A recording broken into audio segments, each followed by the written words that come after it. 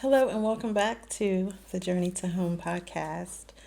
So, listen, today we're going to be talking about how to spot hidden gems, but also red flags on your home search, okay? But before we get into the topic, I just wanted to give you a quick update. So, for anyone who has been viewing this podcast on YouTube, I feel like I don't get a ton of views on YouTube, but if you are one of those people who've been looking at the videos, just wanted to let you know that we are moving, okay, to a new channel. I'm going to give the Journey to Home its own location, okay, and give it its own identity, its own brand. So I'm going to place it on a channel that is just for it, okay? So more than likely, I've been trying to set it up. More than likely, the channel will be called The Journey to Home, obviously. So just look for that change. Hopefully by the next episode, possibly on this one, but most likely on the next episode. Yeah, by the next episode, look for that. And also, even with social media, you'll notice next time changes in the description area. I'll update. I'm going to be starting a new social media channel just for the podcast, because the podcast is really allowing me to tap into my creativity and to just find the fun in the day to day again, while also bringing real estate into the fold. And so because of that, I just feel like God put in my spirit that I need to basically give it its own identity. And I think that it's a good idea, not just for the podcast, but also for myself. The podcast is very specific for people who are first time homeowners, who want to become homeowners or are just new. Maybe you just recently bought their first home and are just looking for ways to make it feel more like home. So, it's very specific, and so there's less pressure to have to do multiple things. And it's better for me to just be able to focus on what I'm enjoying right now, which is helping first time homeowners. And that's just it. Okay. All right. In my day to day with real estate, but also through the podcast. So yeah, we're gonna give it its own place to live. All right. So I'm really excited about that. But let's go ahead and get into today's episode. Spotting hidden gems and red flags. All right. So yeah, we've all. I'm sure that if you've already started your home search, you've probably seen photos that this looked perfect. The homes look beautiful, but when you actually tour the home, you're like, wow, this really doesn't give any of that energy that the listing photos gave. So today I'm gonna just share a few tips with you on how to spot homes with hidden potential, but at the same time, what to avoid. All right, so let's go ahead and get into it. First, just looking beyond the listing photos. All right, because like I just said, the photos can be deceiving for sure. All right, I mean, realistically, if it's a smaller room, hey, the photographer agent can just use a wide angle lens to make it look bigger. Um, Sometimes the way that a room is staged, it can help to hide flaws and kind of draw your attention away from flaws. So, that's why it's important to really look beyond those pictures and kind of pay attention to how the home feels in person. So a few things to watch for. Number one is the smell. When you go into the home, does it have a strong, well, first of all, does it have a strong odor? If does it have a strong odor? For one, but does it have a strong, even like a air freshener odor? If it has a very strong air freshener odor, are they trying to cover a smell? But there's some smells that like you really just cannot cover. Like for instance, if you're in a home where the owner smoked cigarettes for years and years and years, then there's probably not enough air freshener to really cover that up. because it's, it's in the walls. If they still live there, it's in the furniture. So, that's why I said look for things like that. If they have cats, sometimes the cat urine smell can be really strong and they can almost be immune to it because they're used to it. But if you're not used to it, you don't have cats, and you walk into it, just look for those smells. You know, Things like that. Even like, does it have a musty smell? Um, like mold. So look for things like that. Also, sounds. Look for that as you're walking. Is the floor creaking? Um, if it's an old home, then you're going to get some creaks, right? But just kind of just see how much is it creaking. Is it is that what you want to deal with? But also listen for things like, do you hear traffic? Especially if you know that it's fairly close to a highway, a major highway. You're going to want to see, okay, what does it sound like? Because if it's really loud, is that something that you want to deal with? Maybe not. Um, so look for things like that, and even things like take into consideration whether or not the home is in a flight path or close to a railroad track, because those sounds can be annoying as well, especially a train track. Imagine you're trying to sleep and at 3 a.m., you hear a train in the distance.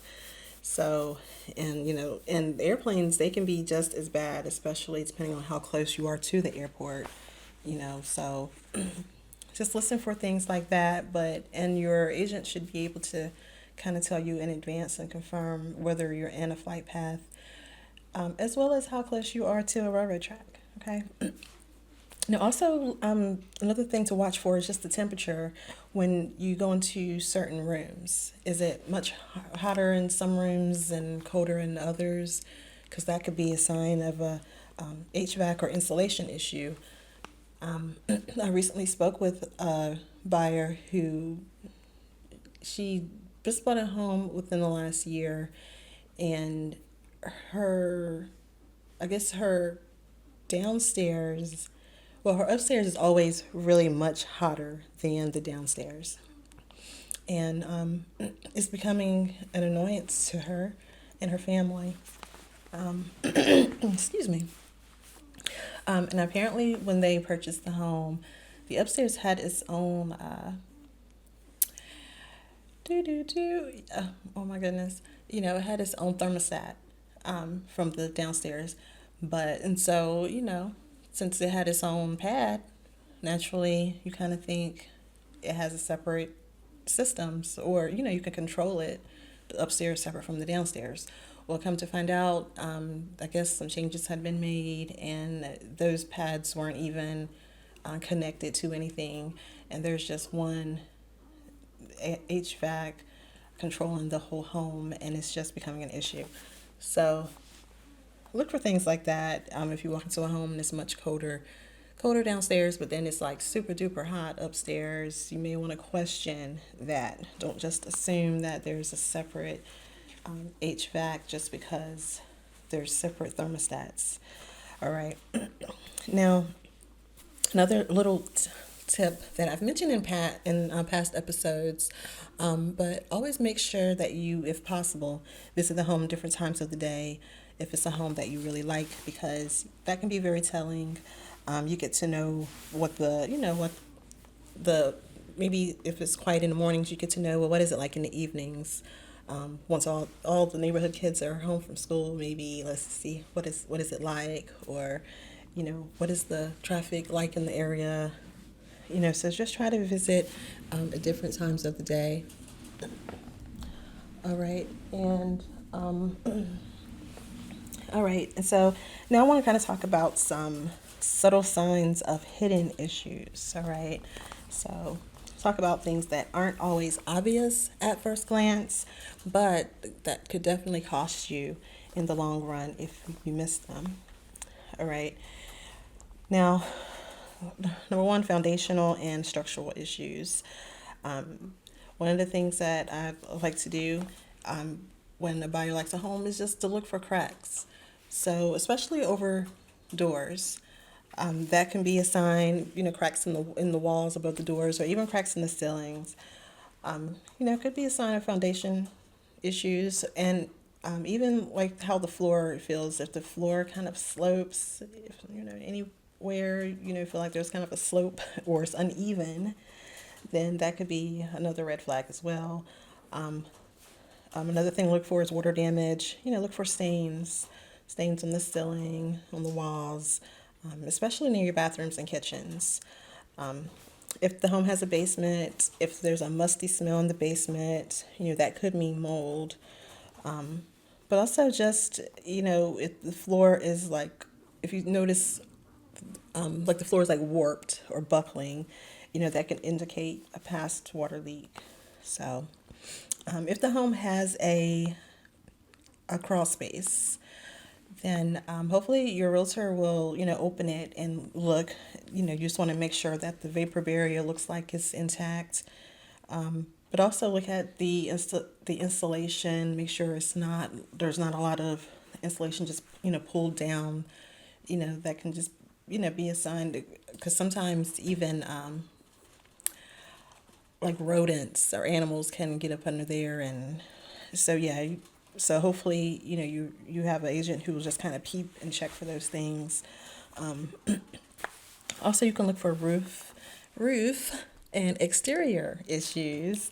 For one, you should probably know the age of the roof. Hopefully, that information is available to you.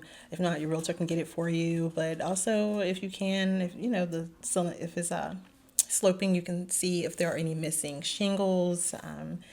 Because missing shingles could mean roof repairs in the near future. So also, just check your gutters to see if anything is clogged or broken. Yeah, don't want any issues there either. And then look for electrical and plumbing concerns. You can test the light switches, and just to make sure that you don't have any flickering lights, because you definitely don't want to be in a home where the wiring is old. That could be an issue. Run the faucets just to make sure that the water pressure is good. Because low pressure or even slow drains, it can be a sign of plumbing issues. And you never know, like it could just be hair in the drain, but you don't know how bad that issue is. So it's definitely something that you want to look out for. And then there are your neighborhood red flags. For one red flag could be if you see a lot of for sale signs in the neighborhood. Now, this isn't always a red flag, because realistically, like when one home goes up for sale, especially if it sells quick, then anybody else who's been thinking about selling will, normally go ahead and put their home on the market also, in hopes for the same results. So it may not be necessarily a red flag, but it's definitely a reason to just kind of pay attention, ask questions. Maybe look for little things like, well, like, is the home in a flight path? Is it near a railroad track? Like, what is there anything new happening? New highways coming up? Anything that could cause people to run from that neighborhood? That's something your realtor will be able to help you with as well.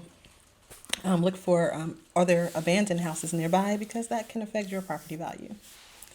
And another thing I do want to point out, you know, your agent is not an inspector. You are not an inspector. So these, looking at these hidden issues, these are not like a guarantee that the home is in excellent shape. Okay. So, like, for example, let's say, we go and we see the floors are kind of doing something weird, sloping, or maybe the closet doors in the home, or yeah, the doors are just kind of hard to open because the floor is kind of slanted a bit. Those are just, signs that there could be an issue. But realistically, the inspector is the one who will give you a clearer picture of what the foundation is like on that home. But I like to look at these at these little things as I'm doing a walkthrough with a client, because I know that when you're buying this home, you're going to be paying, you know, money towards your due diligence fee so that you can have time to get these inspections done. And so I don't want you to, and that's the fee that's not refundable. Okay, so I don't want you to pay thousands of dollars in due diligence if I know that there could possibly, if I see a red flag and know that it possibly could be an issue here. I'm going to let you know that, because if there is an issue, I tell you, oh, I think there might be a foundation issue. And then you go, okay, you decide that you want to proceed, the inspection gets done, and it comes back that there are foundational issues. And then we go back to the seller. They don't want to fix it. They don't want to do anything. They're like, hey, I'm not doing any repairs. I'm not giving you any money towards it. That means that you either proceed with a home that has foundational issues, or you back out and you lose your due diligence fee. And so I just don't want you to lose your fee if you don't have to. Okay, so these are just little things to look for, but realistically, it's the inspector who is going to be able to actually confirm. Okay, so these are no guarantee that nothing is wrong with the home at all. All right, so let's talk about how to spot a hidden gem. Now, hidden gems, I'm talking about the homes that other buyers may overlook. All right. Sometimes they sit on the market for a long time just because they have bad listing photos. Maybe the decor in the home is outdated. I have definitely been in homes. I remember one time I was doing some agent preview tours to preview homes for a client, and I went into a home. The listing photos were absolutely horrible, but I still went just because it fit as far as the location and the price point and the general like bedrooms and things like that. It fit.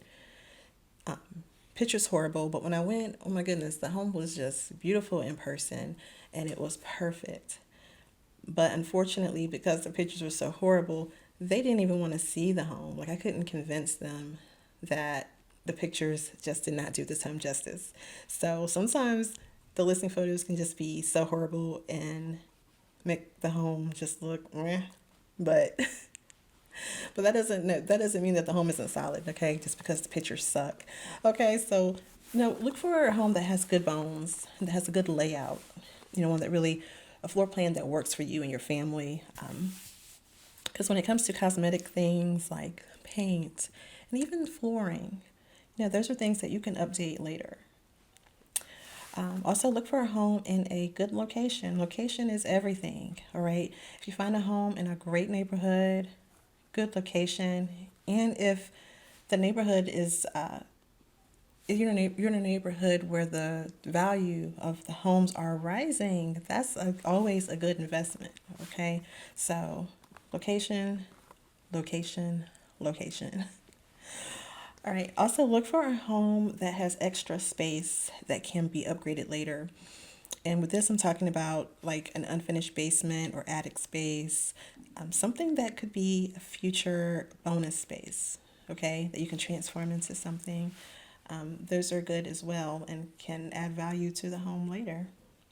All right. Now, let's talk about some smart questions to ask the seller's agent, the listing agent. And realistically, your agent will probably, hopefully, would already know this information, or, well, not already know, but if it's one that you are interested in, if it's a home that you're really interested in, then I'm sure that your agent will reach out to ask these questions anyway. But I want you to know these as well, so that you can ask your agent, well, have you asked about this, this, and this? All right. So, and some of these are very similar to the questions that we ask at open houses. So for one, you want to know how long the home has been on the market, because, of course, if it's been sitting a while, then you may have some room to negotiate. So that's a great question to ask. You want to know if there have been any previous offers, because if if it's gotten offers in the past, and let's just say buyers have been backing out, you're going to want to know why. Why are buyers backing out? You want to ask, are there any major repairs or updates? What are those repairs and updates? Because you're going to want to know things like about the roof, the HVAC, water heater, because you want to know how soon you're going to have to worry about replacing those. But it also helps to determine, that maybe you should ask for a home warranty to cover some things, so always important to ask that. And then lastly, you can ask why the seller is moving. Now, with this question, it's kind of tricky, and honestly, you may not always get an honest answer because, there's some negotiating power that comes with knowing the answer to this question. So, as a listing agent, someone wants to know, let's say the seller has to move out of state within 2 weeks to start a new job. That's not necessarily something that you would want a buyer to know, because then, that's something they can use to negotiate or, to justify a lower offer, because they're like, okay, well, they're in a bind. They don't have any other offers. So let's just kind of give them this low offer because they really need to leave anyway. Like they might be desperate enough to take it. And so you may not get an honest answer, but sometimes people are, but you'd be surprised. Sometimes sellers, they don't care. Like they want you to know, especially if they have to sell in a hurry. And, sometimes they may have already built in a cushion within the price anyway. So it's good to just ask, just to see what answer you get, why the seller's moving. All right. So asking these questions, all of these questions will help you make an informed decision before you make an offer. All right. So let's recap. Today, we talked about why you should look beyond listing photos, red flags that could mean expensive repairs, and hidden gems that are worth a second look. We also talked about smart questions to ask before making your offer. All right. Now, listen, we already know it can be a lot trying to buy a home, looking at all these homes, but the more that you know, then the better choice you'll make. So it's okay. You got this. Now, if you are in the Triangle area and you are thinking about buying a home and you just don't know where to start and you want someone to kind of walk you through the process, I want to invite you to use the calendar link in my description below to sign up for a first-time homeowner strategy session. And during this session, we'll just walk through what your needs are and also make sure that you're prepared to actually go ahead and buy the home that you really want. All right, so calendar is in the description below. If you enjoyed this episode, if you got anything at all out of this episode, make sure that, number one, that you're following or subscribed, depending on where you're listening or watching, but also share with a friend who could also use this information. And if you haven't already, leave a review, because it will allow this podcast to be seen by other people just like you who need this information. Thank you so much for listening, and I will see you next week. Until then, stay mindful, stay inspired. Happy home hunting.